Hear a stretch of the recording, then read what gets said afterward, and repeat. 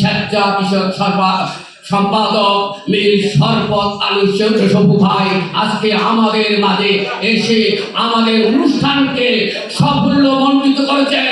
এই জন্য সবাইকে করতালির মাধ্যমে ওনাকে অভিনন্দন জানানোর জন্য আমি বিশেষভাবে অনুরোধ জানাচ্ছি।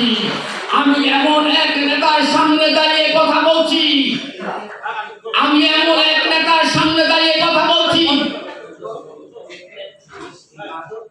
হয়েছি, আমি নিজেকে খুব ধন্য মনে করছি।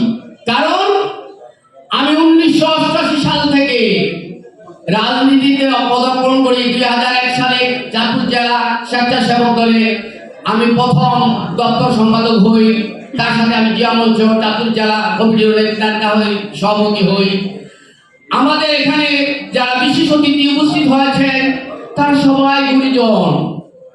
আমি সবাইকে একটা কথা বলতে আহ্বান